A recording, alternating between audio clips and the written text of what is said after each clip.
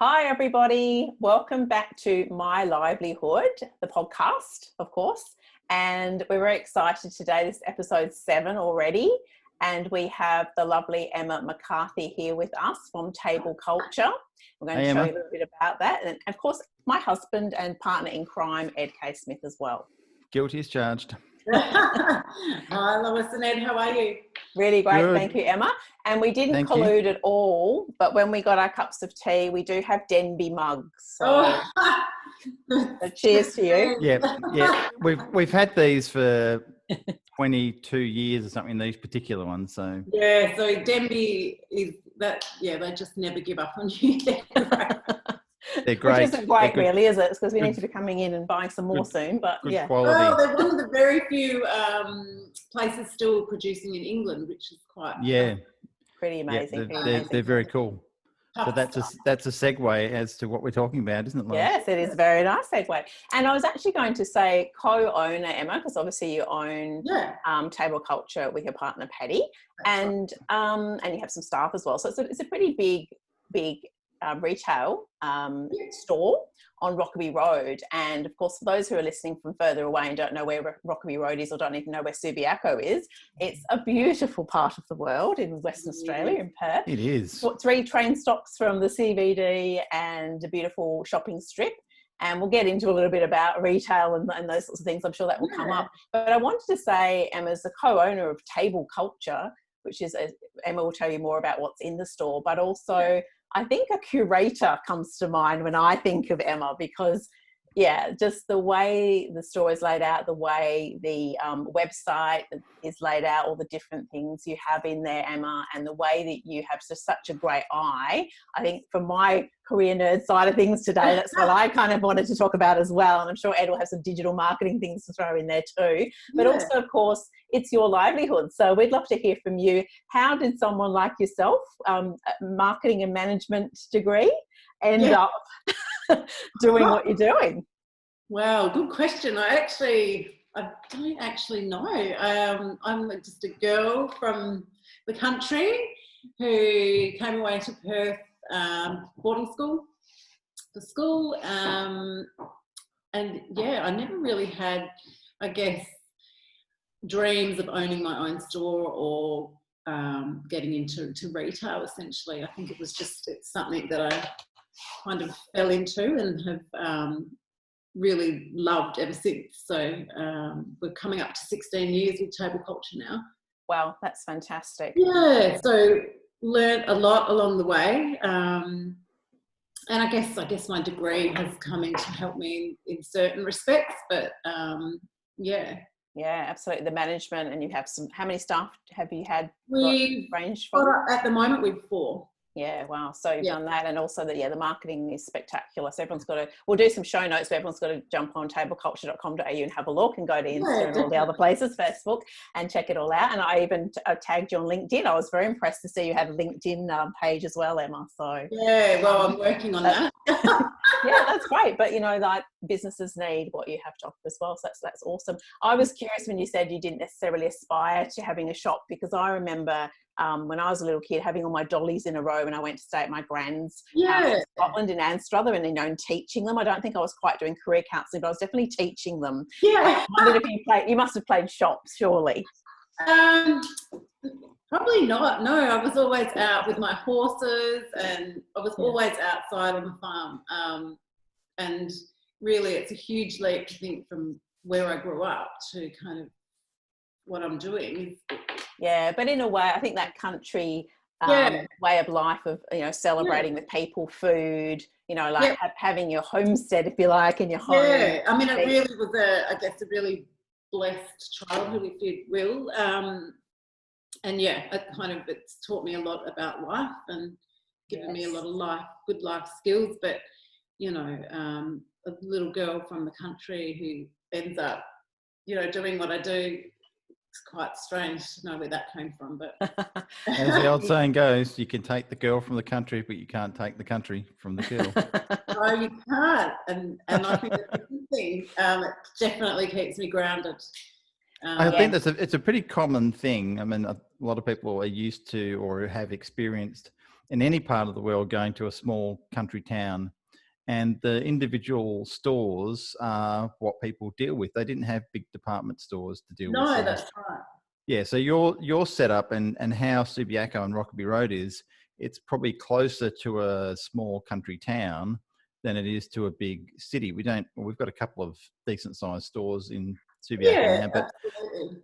but the Rockaby Road shopping strip has really, it's been here for, hundreds of years. And it's particularly a place where people get all their local produce from, and Yeah, stores like yourself. But it has had challenges, and that's something we can talk about of the definitely. pre-COVID as well. I mean, it's just Yeah. in terms of the economy and how you've dealt with that, and it does come down to putting my marketing cap on, is whether you have a physical store or you have an e-commerce store, and in your case you have both, which is smart. It all comes down to traffic and getting people visiting that store. So when you set Table Culture up 15, 16 years ago, how busy was it when you first opened compared to what you're seeing now? Was there a lot more foot traffic back then? Foot traffic. Oh, yeah. So I guess when we first started out, Rockaby Road was the premium shopping strip. It was kind of like a fashion hub, essentially. And, a lot of the outer suburbs weren't really activated yet. So it was one of the premier shopping strips. So foot traffic was huge. And obviously online hadn't impacted or kind of come into the equation too much at that stage here in Australia. So, it really was very much bricks and mortar. And that was your business model. Over the years, it was probably the past, I guess you could say 10 years, there's definitely been a lot of challenges in Subiaco, lots of different factors, including competing suburbs kind of activating, the GFC, all those things really kind of came to a head for Subiaco and meant that, the foot traffic really did drop off a lot. So we were faced with that challenge. That's in and around the same time we kind of started our online store up as well. Okay, so when did you start the online portion? Gosh, probably 11, 12 years ago. Okay. Yeah. And that's, from what I've seen, you set up with Shopify, so we can go into a bit more of that. Our latest one is Shopify. We've actually, in that time, had three versions, basically. Right. 3 websites. Okay, cool. We'll dig into that a bit later. Yeah. But Lo, more over to you with what you're talking about. Yeah, well, absolutely. I mean, I think, Emma, as I said earlier about that curation, I'm curious about how you decide, even though it's a pretty big store when you walk in, it's quite expansive. There's no problem with physical distancing in there. But you've got a lot of space, but you need to do stuff with it, don't you? So, I mean, you need to decide what you're going to stock and what you're not going to stock. Yeah, absolutely. Do you have many arguments over that? So I need to tell my 11-year-old off. No. Out. He's making funny faces at me and making noises in the background. Making you laugh. When it comes to curation, a lot of it initially just comes down to, I guess we look for gaps and listen to what our customers want. That's kind of really a trigger. We look at seasonal stuff. But ultimately, when I choose something, I have to love it. Yes. For us, it also has to tick some boxes. So, it has to be quality. It has to be functional, but it also has to look good. So that's kind of like our mantra around choosing products. And probably 99% of products in store fall into that category. Yep. And they're very brand oriented in terms of a lot of the ones I've looked at, and we were talking about the Denby mugs before. They're brands that people may or may not know of, but they're not just cheap Chinese knockoff stuff, which you see in a lot of shops now. Unfortunately, it's more based on price than it is quality. Yeah. And we've always kind of focused in on that niche of, basically creating a niche for ourselves. We don't we don't necessarily look at any other stores and want to compete with them. We're trying to just stay in our own lane and focus on what we do best and what we believe in. So table culture essentially for us is focused on the quality, the function, the look, and the best in categories. So we might not have, 15 different cookware ranges to choose from. We've just picked, through our experience of actually testing all these products, we might just pick one or two brands that we sit behind and back. So really best in category. And what's happened over the years is people start to come to trust that, because you don't steer them wrong, basically. So they come in trusting that you've selected something good. Yeah, fantastic. And it certainly shows that. I love one of the things I love about table culture is you can actually go in there and shop for guys in there. There's so many cool things. You've even got like stereos. It's interesting. I think maybe even though I'm picking a lot of that stuff, I think having Paddy there has a little bit of an influence on it, because he'll say, oh yeah, that's really cool, or definitely. So we do bounce off each other a lot. Yeah, that's great. And I mean, you've got a few little high-tech things there as well, but one of the things I love is those little clocks that are a block. Because we're all being told don't have your iPhones next to your head and all that sort of stuff. So they're really popular, but they're so clever. I think beautiful. I mean, traditionally we were always tabletop focused, so we were really focused in on that.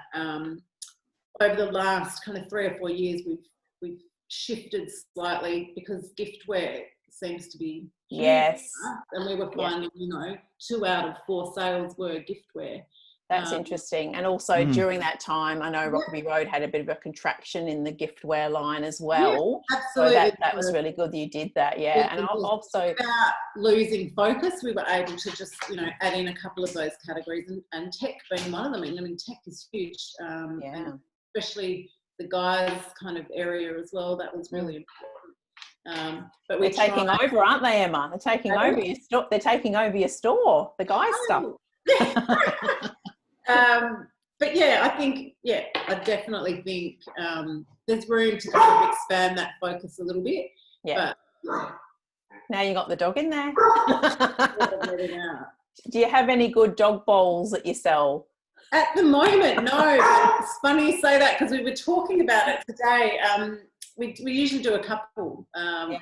Because the pet market is enormous as well. But I was going to ask you actually about with COVID, did you notice it? I mean, I know you had a whole raft of changes, so I'm happy to hear about those as well. We'd love to hear what you did, because I know you were one of the very innovative retailers to really get on the front foot. I remember seeing videos from you and all the things you were doing. But I was also curious about the pots and the fact that people started to want to create a nicer home environment for themselves, because they were suddenly home a lot. So can you walk us through what, other than going, oh my goodness, expletives, what the hell is going on? Because it wasn't a great retail environment prior to that, was it? No, well, it wasn't. And I think that's probably been the challenge, and will be the challenge for a lot of retailers moving forward, was that, we weren't in the greatest position going into it. So it's not like there was, this big bank account of, ready to back you up and tide you over. So when all this went down, we were, okay, what is this? What does this mean? We tried to kind of extrapolate the possible effects and outcomes of it all, and worst case scenarios. So if we have to close down completely, and like all those scenarios we had to work through. We actually, I said to Paddy, I think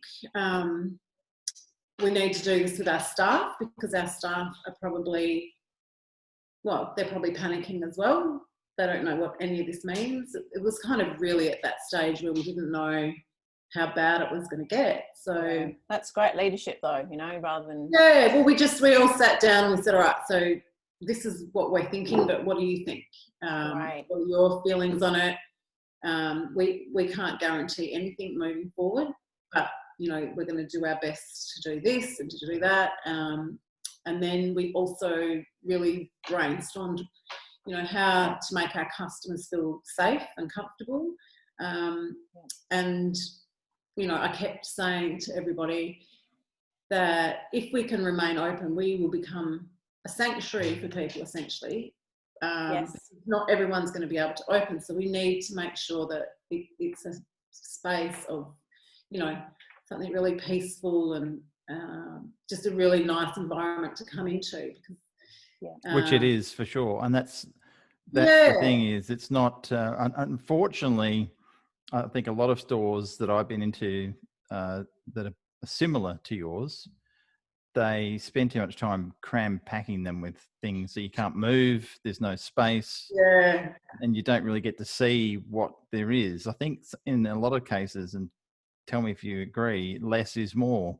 Oh, without a doubt. I think ours is it's a very conscious decision to keep it really spacious and airy, because not only do we have a lot of, you know, mums coming in prams, but we've also got, you know, people with wheelchairs, but it's also a china shop.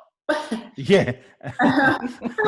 The old saying. No balls allowed, But a ball would be all right in yours. The other day, he's one of the local celebrities, or she, I should say, Luna, from across the road at the barber shop. And she comes in often for a treat. We've got some treats in the drawer, and customers came in and went, "Oh, you've got a bulldog in a china shop." That's good. But anyway, that could have made a post. Yeah. I just haven't quite got round to it. I'm tucking it away for later. But, on the to-do list. But yeah, I guess because it's full of breakables, we like to make it people feel comfortable when they come in, so they're not going to swing around and hit their bag against. How many times has that happened in the 16 years? We break more than customers do. Okay. I'm probably the clumsiest. Do you have Greek in you, do you? Like smashing plates and bowls and things? No, I just, very little, to be honest. Like, you might get it 3 or 4 times a year. Oh, that's nothing. Yeah, that's pretty low. As long as it's the cheaper stuff that gets broken too. Probably never is, It's like a horror when someone breaks something, though. It's like, oh my gosh. So during this whole time period of restrictions, etc., how much and how important has your online side of things been for you compared to your physical retail? Has it made a difference? Have you found that it's been a crucial part or not? Yeah. Okay. So it's actually been quite interesting when I look back on kind of how it all unfolded. So initially, when we sat down with everyone, okay, what can we do? We can be here in store. We can do like FaceTime if people aren't comfortable coming in. We've got online, and then we also set up same day free Perth delivery. Mm-hmm. We just figured, you know, we're going to have a lot more time on our hands, and not only that, there will start to come, you know, be backlogs with post and online orders. So that was kind of an area that we could capitalise on by saying, okay, well, you can ring us or order it and we'll get it to you same day. So that worked really well. So we actually went really traditional and did a letterbox drop around Subi, just telling everyone what we were doing, and that we were offering that kind of free delivery service. And probably for two weeks within Perth, we were, you know, putting out heaps of orders a day and delivering them. And then people started kind of relaxing a little bit as it all started to kind of unfold, and it wasn't as dire as we thought it was going to be. So we started getting customers back into store, and the online locally dropped off. But what was interesting, Ed, and like you might find this quite strange, but our eastern states orders started flooding in. Well, that's probably because you changed to Shopify recently, hadn't you? When did you do that? Up to 2 years ago. Oh, 2 years ago. Okay, so it probably wasn't that, but obviously something's picked up in terms of the search volume. So people have been. It was just really fascinating that the local orders just could write off when they knew they could come into store. And traditionally, we sell most of our stuff online to eastern states anyway, not WA. Yeah. It is interesting that has been typically the case. Yeah, and I think that tells me I probably need to do some, change up my marketing locally. But the eastern states too, I think what was happening was, and this I guess was a bit of a downside during all of this for online, was the backlog. So, you were waiting. I mean, I even ordered stuff online for certain shops and I still hadn't got them 5 weeks later. And I was like, what's going on? Of course, yes. And people were getting frustrated with that. Yeah, but that's, look, there's not much you can do about that. And No. the thing is, everyone's being told by Australia Post, by Amazon, that there's going to be delays. Any website you go on, it says that there's going to be delays. So, unfortunately, if people still get all crabby about it, then that's just their problem because, I agree. You can't really do anything to. It's not like they can speed it up. And I think, I heard a statistic about David Jones, just like a bit of an insider. Oh, insider knowledge. We like insider. David Jones, online store traffic went, sales went up 80%. Wow. So if you look at that in context to what was going on, they're having to upscale their workforce in terms of, dispatch and all of that, and train and all that. So it would have, of course there was going to be delays even from the packing end of things. So I think it certainly has been the differentiator for a lot of businesses in terms of keeping the doors open. Because that was the option that people had, is they couldn't go into a store, or they didn't want to go in the store, so they had to go online. And a lot of companies have been scrambling trying to get that stuff sorted. They have. They should have been doing it years ago. Yeah, I agree. I think to pull a website off in such a short amount of time is hugely challenging. I mean, how long it takes. Yeah, and particularly when it's e-commerce, when you've got all these products. I mean, depending on the products that you're selling, a lot of the images are provided by the suppliers to you, so you don't have to go and take the photos. But you still got a catalog. You still got to put it all in. You still got to set it all up in the shopping cart system, and it's a big job when you've got hundreds of SKUs. So it's huge. Even after doing 3, like every time they're basically 3 reinventions of each other, but I forget every time. Okay, there's hundreds of hours of work just in terms of data. Hundreds of hours, exactly. How many SKUs do you have? Shopping and even on a weekly basis. We run our online store like it's a second store. So we haven't quite got the volume up yet to actually, staff it as a second store yet. But, there's definitely opportunities there for us. And this is it's kind of shown us a few areas of opportunity now. So huge possibilities. It's a big area. How many lines or SKUs do you have of products? Is it hundreds or thousands or? Thousands, yeah. Sorry, my dog's barking. It's thousands, yeah. Okay. So that's a big job to keep on top of, and I'm sure I was on your site today. We're talking about the mugs. I'm sure I was looking at a blue Denby mug that you had, and then I looked at it this afternoon, and it wasn't available. It was there, and it was available this morning, but someone went and ordered it. We're about to, and I guess this is something else that's come out of it, and we know we've had to do it. The retail industry as a whole is fundamentally changing. Patch, come here. Sorry. Can everybody see Pat? Yeah. Come and see who's barking. Oh, look, everybody! Now, if you're on audio, you can't see this beautiful doggy. So if you like dogs, you'll have to get on the video version and see him. I know, he's lovely. He's showing off. His eyes. His eyes. He's got his eyes. He's got his eyes back going. What's going on? What were we talking about? I've lost my train of thought. I've forgotten too. I got distracted by the dog. I'm easily distracted by dogs, being a dog lover. So I think you were talking about being in retail, Emma, as well, and the thought that came to my mind was, if you had known what you know now, would you have gone into retail, or do you just question. still love it? I still love it. I still love it. And I think that's what I was about to say. Like, it has changed fundamentally and really rapidly. And I think, you know, the traditional methods of retailing are no longer relevant. And I think we're still hanging on to it a little bit here in Australia, definitely, because there is the market for like the small gift store, you know, that's not too technical, and you know, not everybody has to be at the top of their game, I guess is what I'm trying to say. But for us, that traditional model is no longer relevant.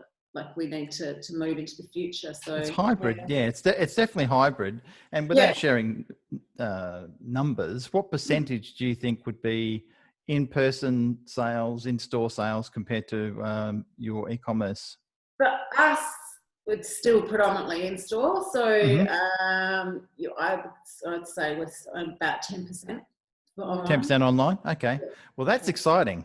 That's, I mean, I see opportunity there. I think that's... that's the thing. I think, I guess I'm guilty of, like, I need a lot of help in that area, just to kind of scale that up, because obviously there's huge opportunity there. But that's great. We're about to install a whole new point of sale system that's kind of directly linked to Shopify, and just make everything even more seamless. So it just makes things a lot more efficient from a back end, but also front end for a customer. It automates the stock control and does all that sort of stuff. So, which is, you know, you'd call us crazy for making that investment in the middle. Not at all. No, I'd call you exceptionally smart, because if you can streamline and systematize things, that gives you more time to work on the actual marketing, and then you do more marketing, get more sales, and the system can then handle the sales. Whereas if you did it the other way around, if you just went, let's go marketing crazy, get lots of business in, but then your back end systems can't handle it, then regardless of how good the postage system is normally, your system won't be able to handle the shipping, and then you'll get annoyed customers when things go back to normal. So exactly right. And we're at that little bit at that tipping point now. You know, like preparing online orders, if you're not properly set up, is really time consuming. So we've kind of got to that point now where we're like, okay, we can't be doing this and be running, you know, the front of house.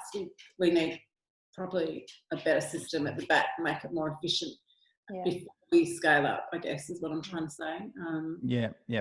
And Emma, you have a very good eye as well. So I was talking about even just the way you set up the store is just beautiful. So it is very much a curation. I was curious also about your the way you approach your photographing of the products for Instagram, Facebook, etc. I know your window displays, it's always like, if I'm just scooting up the road to the post office, I'm, oh, look, you know, there's always something beautiful going on there. So I know that's something you love, that you told me about before, but tell us a bit about that, and also how difficult is that to maybe relinquish some of that if you need to at any given point? Good question. So that is definitely the bit that I love most, is the creative aspect. If I could do just that, I would be a very fulfilled individual. Like, I love photography, and I love interiors, and you know, the visual merchandising and the curation side of it. I love all that. As a small business owner, though, you don't get to do just that. You often have to be you know, it's a bit of a cliche, but you do wear 10 different hats in a day. Definitely. And so for me, I mean, a lot of our images come from the companies themselves, but then we also intermix it with some of our own styled shots as well. It's important that the actual picture does a lot of the work for you. If you have a poor image of a product, then you're not going to be able to sell it. Absolutely. And a lot of the companies we work with are, you know, they're at the top of their game, and they spend a lot of money on those images for us to use. So it makes sense.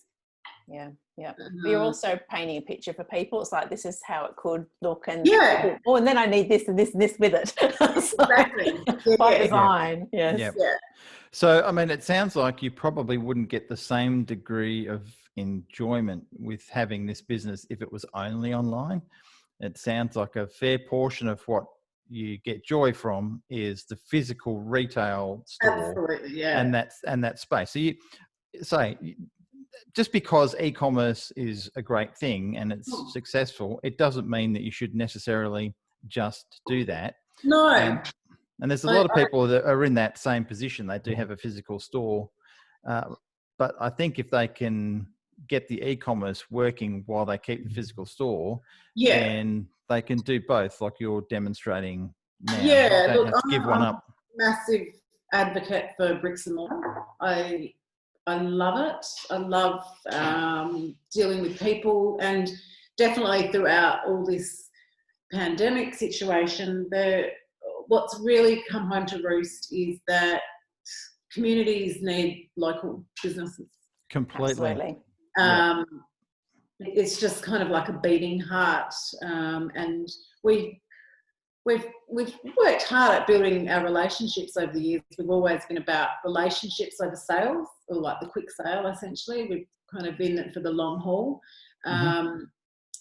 You know, maybe not the business model for a lot of people, but for Patty and I, that's definitely where we've been comfortable with, and being very involved in the business. But bricks and mortar, I think there'll always be a space for smart bricks and mortar operators, because people still need experiences, they need touch, they need all the, you know, all the senses kind of satisfied. And as great as online is, we're not there yet. You can't smell things. You can't. No, you can't. That's it. Exactly. Even though it's developing really quickly, I just think there's always going to be a place for bricks and mortar. And if you're smart, I think you can do both. Definitely. And I think if it's not a hardship on a business to do it, then why wouldn't you? Because if you've already got a place where you're carrying the stock, and that's where it could become the issue now. I mean, anytime I see warehouse shots of places like Amazon, and you see, I mean, you know, how many warehouses they've got across the world that are just so ridiculously huge. Mind-boggling, isn't it? So you think, well, you know, it causes other challenges. Like if you all of a sudden take your online from 10% to 50% and grow it, then, you know, do you have the capacity and storage space to deal with the products? Yeah, no is the answer. Not right now. So your showroom may become the warehouse. But we have decent space out the back for sure. We're quite lucky there, but you're right. Like, and you've got a plan for it. Yeah, it's a pretty big footprint you've got there, Emma. It's pretty decent. It's a big footprint, yeah. Sorry, go ahead. No, that's all right. We've often been tempted to go for a second store. People will often say, you know, is this your only store, or are you in Sydney or Melbourne? And I think for us, well, Perth for starters, there's just no space for it. I truly believe that it's so saturated with retail, and we've very much become a destination shop for people, so they'll travel to Subiaco just to shop with us. So it kind of, in a way, it doesn't make sense to add a second store. Yeah, you'll cannibalise from what you've got in agree. Subi, potentially. Potentially, yeah. We haven't tested that. No. Not yet. Emma, I wanted to ask you about, you know, you're very much an advocate, obviously, for your own business, which is fantastic, but I see you quite involved in being an advocate for Subi businesses generally. Could you tell us a little bit about that? Yeah, absolutely. Well, I guess for me, community, and maybe this is the country coming out of me, but for me, community is everything. And I think, you know, in the modern age, we've kind of forgotten a little bit about our civic duty. Completely. And, you know, when you grow up in the country, everyone chips in. If someone needs something, everyone chips in and rallies around them. And Yes. Country towns and are still very much like that. But I think in the city, we've all got so busy being busy that we forget that we actually do have to give something back to our communities. And it's kind of just something that we should be doing, whether it's checking in on an elderly neighbour or, you know, there's a million different things you can be doing. Completely, yep. So for me, kind of when Subi was going through the worst of it, and there was a lot of opportunities being missed in terms of what we could be doing around marketing and all sorts of stuff. Instead of getting angry, I decided to just do something about it and just not blame anyone else, just get on with it and try and create some change myself. So myself and some like-minded people got together and started. Patch, come here. Sorry. Trying to get some things started for Subi and just bring a bit of vibrancy back and try and rebuild the community a little bit, because everyone was so jaded at that stage. Yes. A little bit bitter, I guess you could say, and a little bit disillusioned. So, and this is going back before COVID, correct? This is absolutely. So we're talking like the last 10 years. Started 4 or 5 years ago, and it really was just a way to help ourselves rather than waiting on someone else to help us. Of course, you can't rely on local government. That being said, my personal opinion, I think Mayor Penny Taylor has been doing a great job since she's been. She has. I guess she's just such a great advocate for us, and at a time when, you know, we didn't have anyone standing up and saying, you know what, Subiaco is a great place. Yeah, she is a very good voice, and she's a great advocate for Subiaco. Yeah, and turns up to lots of different events. You see her everywhere. She's there supporting, and it's very good. So if you're watching, hey Penny. She does understand business because she's owned one, and I think definitely the business community, you know, was really feeling really disillusioned with local government. But at the same time, local government or government in general can't do everything for us. We have to stand up and completely do some stuff for ourselves. Otherwise, you know, you could be waiting forever. So true. So I guess that's the crux of Subi Action. We put on some really fun stuff. We've kind of really created some good relationships with local government to kind of help us get some things going, and then other sponsors such as Lottery West and things like that. It's just been fun, and I've met so many amazing people out of it that I probably would never have interacted with, just purely because our paths weren't crossing. So for me, that's been amazing, and it's just been a really good support base, to be honest. At a time when, you know, we just didn't know where to turn or what to do next, because we were doing everything right, and it was, you know, it was still awful. So and that, for those who are based in Subiaco, it's called Subi Action, correct? That's the name. That's right. Yeah. And can people get involved in some way? How does someone with a local business, anyone who's listening, who's in Subiaco? It's everybody, anyone who's got time, who wants to volunteer, or has an idea that they think the community would benefit from. That's what it's about. It's not about business necessarily. Okay. So volunteers welcome. Fantastic. Well, it certainly created a lot of fun in the streets around Lockerbie Road and surrounds. We've had some fun times. So it's brilliant, and it's very admirable that you didn't just go, oh, woe is me, this is hard. I mean, yes, it's tough. Yeah.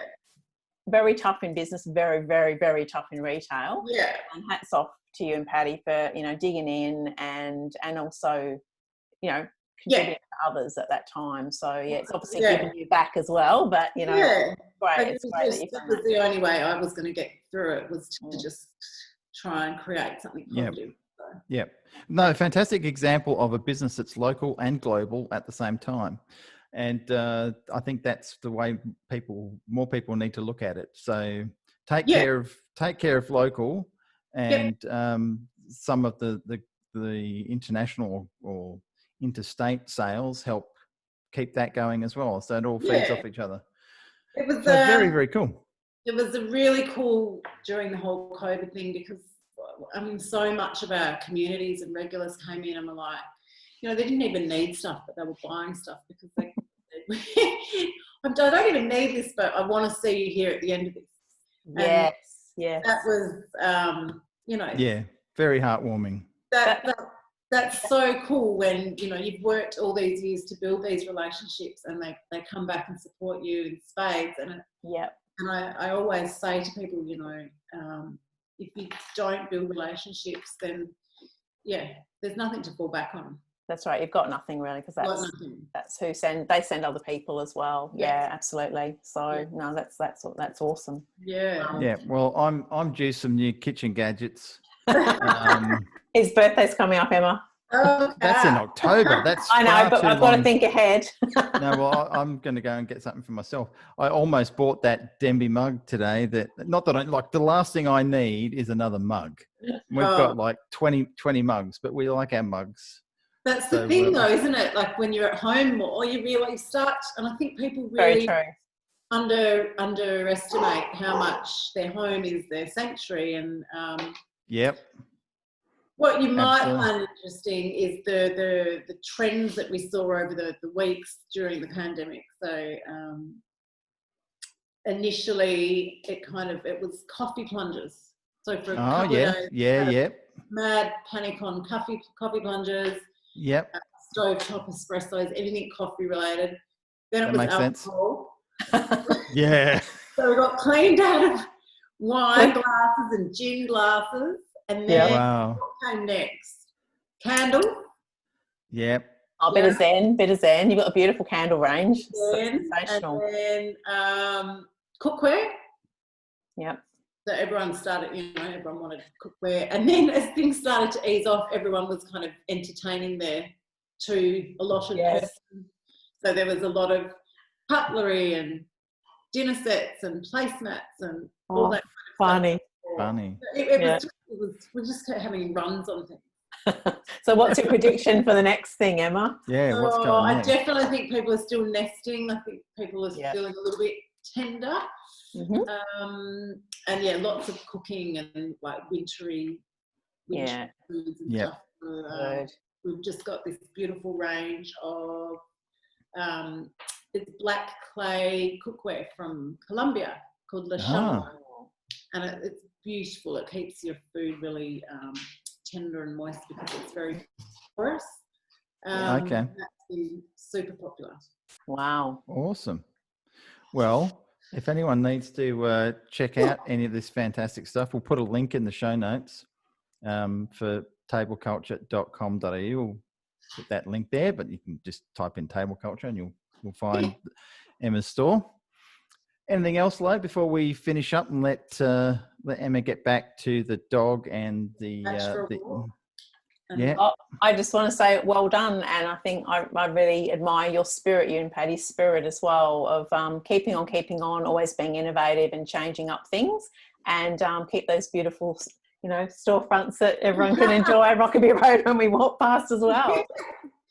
Thank you. Thanks for having me, guys. It's been fun. Thank you. Our pleasure. So, thanks, Emma. Thanks, everyone, for tuning in to the My Livelihood podcast. We'll catch you on the next episode. Stay safe. And he deserves his own podcast. And bye for now. See ya. Bye. See you soon. Bye. Bye.